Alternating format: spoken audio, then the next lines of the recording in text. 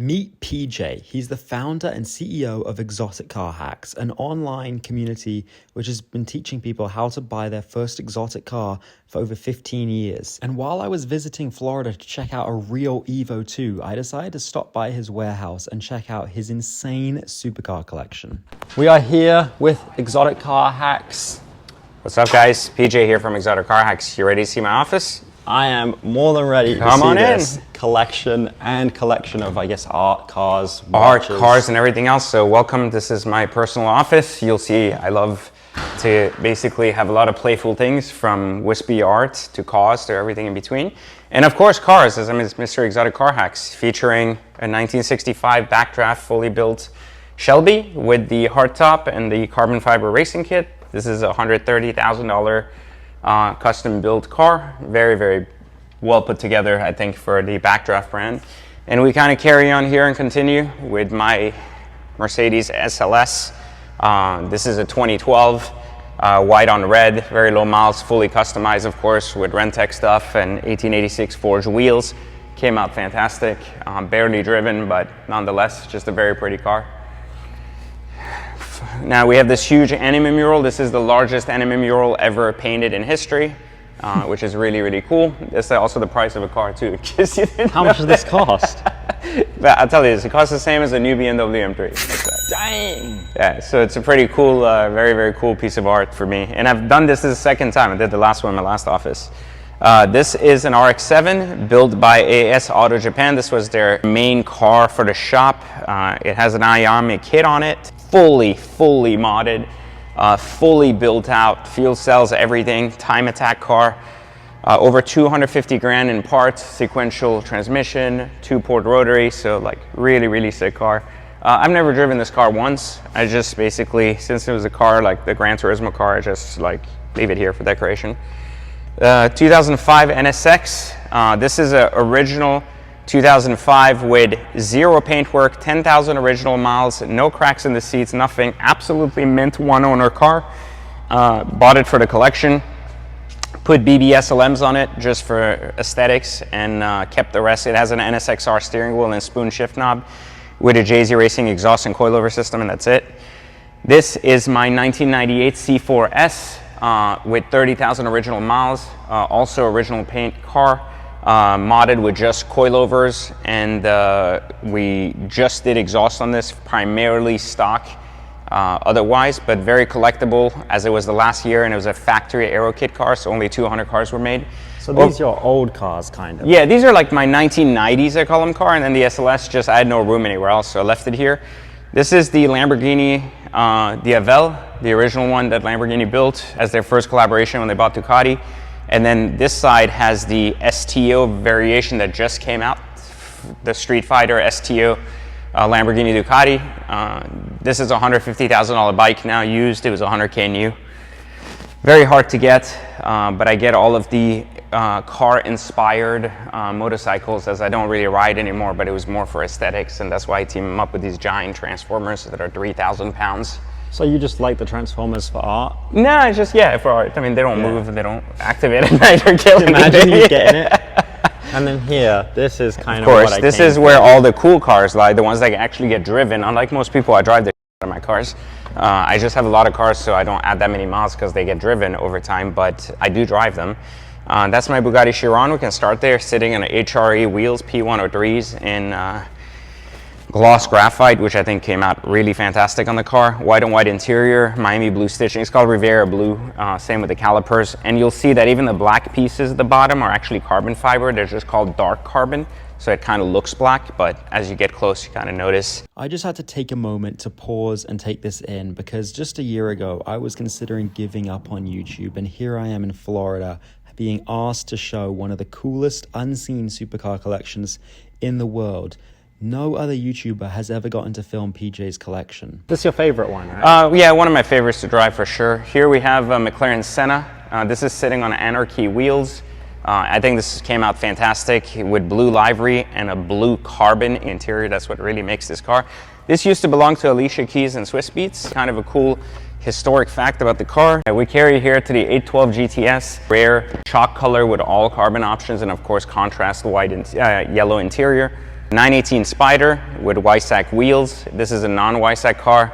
This was a press car for Porsche, so it's traveled all over the world and come back. It is rhodium silver with a matte PPF to give it that different look. Wow. We'll go right here to the Ford GT. This is a 2019 Ford GT. Now this is the only Ford GT ever built with silver stripes instead of white stripes. All these cars have this blue on white. This is blue on silver. A very unique combination, but somewhat of a differentiator with carbon wheels, carbon pack, and everything in between. And of course, silver matching calipers. Here we have my custom built 1,000 horsepower Ford GT from 2006. It's got a 4-liter Whipple on it. It's fully built out in every way, made 900 horsepower to the wheels, over 900 pound of torque as well. So this is basically a 1,000 horsepower car. This is another 1,000 horsepower car. It's my GT2 RS. This is 1,000 horsepower? Yeah, both of these cars have over 1,000 horsepower at the engine and like over 850 at the wheels. So, what? Yeah. So this is a beautiful car. It's got a Stage 2 tune done by Excel Racing. It's got a straight pipe system. It came with magnesium wheels, which are very expensive. Still changed those to the R101 lightweight in frozen polish, which is a very rare finish. I did the cage, I did the seats. This is my custom built STO. Also has Brixton forged wheels, suspension, 3-inch exhaust. It is done in blue Glauco. This is my color for Lamborghini. I've done every single Lamborghini in this color. I have a Urus Performante in the exact same color, which is what makes it somewhat of a unique combination. And it's truly beautiful. It's an all carbon option car, and this is my newly acquired Sterrato. I didn't expect to like this car, but I enjoyed because it's the only car I don't give a out. So basically just drive it anywhere and just park it anywhere and don't care. Would you take this off-road? Yeah, I would actually. I mean, every time it rains, I'm excited to drive it. I don't care if it goes off-road or I hit something. I'm like, whatever. That's awesome. This is a Vantage V12 Roadster. So one of 150 cars built. Race titanium exhaust. It has these 1886 forged wheels, which came out stunning. KW coilovers, fully spec'd out, 410K MSRP with 30K in modifications. Every carbon option possible. The white interior has gold stitching to match the gold calipers. And I bought this in the coupe, on which I sold my coupe to basically be able to get the 2 first Valhallas coming in the country. So that's why I did that. This is my bespoke Phantom, a very loaded 700K spec. It is sitting on Novitec Spofec SP2 wheels. And the entire interior is mandarin orange with black wood and floating carbon fiber in the dash. That's what makes it really, really cool. Yeah, it's a $13,000 option. A very, very cool car. And then the GT3 RS. 2024 GT3 RS in Arctic Gray with the full interior redone, and of course the race cage to match the magnesium red wheels. Full Weissach car, very, very high 330K MSRP, currently selling for almost $500,000. It has a race titanium exhaust and header system, and it is fantastic, generally speaking. Now, I hate this car. I've talked about this very negatively on YouTube 100 times. I still hate this car no matter what, but it's very pretty, but I never understood why Porsche put so much plastic everywhere. It's just stupid. It doesn't make sense. They should learn something from Mercedes right above with the AMG GT Black Series. That's a full Renntech car as well. Of course, carbon everywhere, 600 miles still on it because I've never really driven it. Why haven't you driven it much? I just have too many cars and I just don't care to drive it. So you're gonna sell it?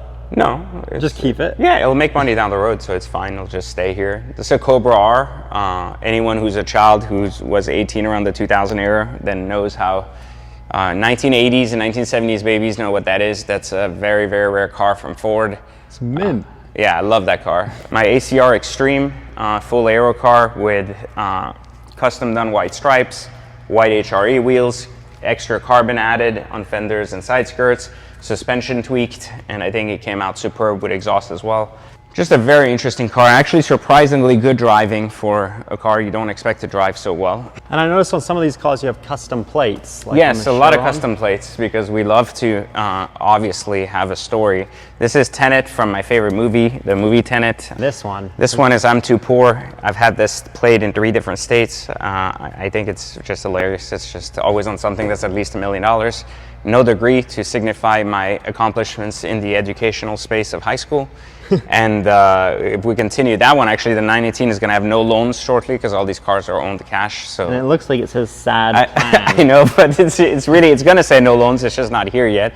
I also have 6 cars at the house. I have one off on my Targa 4 GTS, and then here this one says not lazy, and the Phantom was alchemist. Do people get upset at these plates? Not all of them. I think the I'm too poor one just ruffles some feathers sometimes when people get upset that like I'm trying to, basically they don't have a sense of humor because they don't like their poverty, so they get annoyed at me. But now the whole time I'm walking through this collection, I can't help but wonder one thing. How on earth does he afford all of these cars? There's no way it's just from selling courses. Did you grow up in poverty? Yes, I grew up very poor, a single mother. In 1995, I came to America.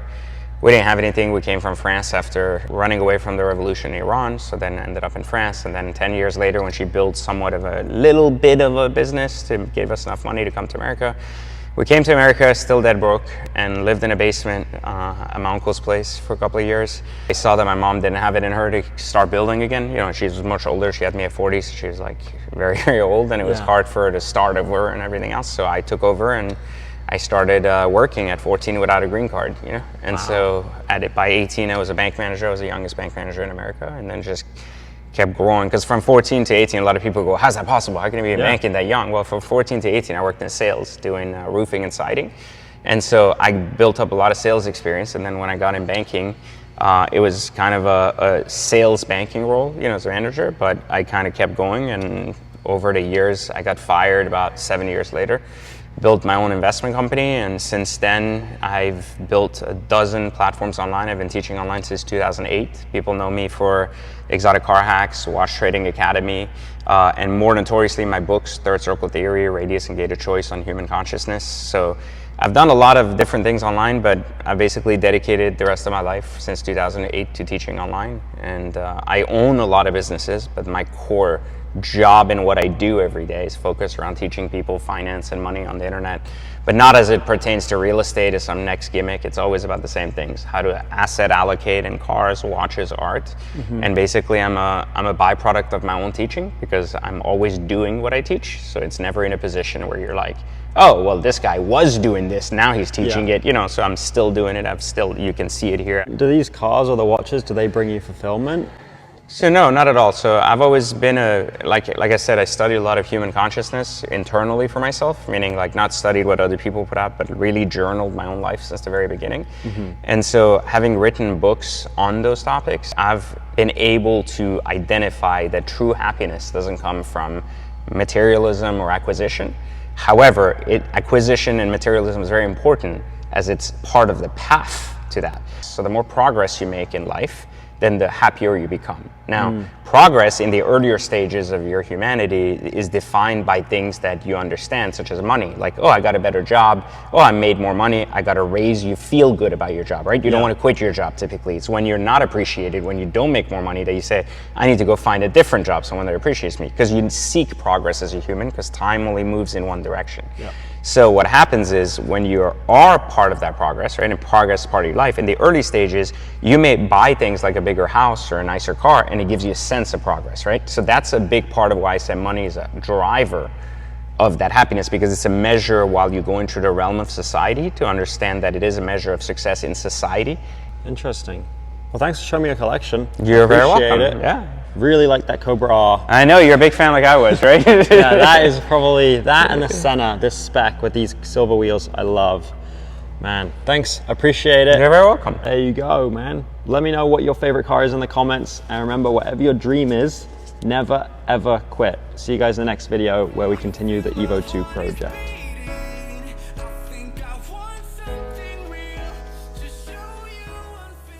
Plastic.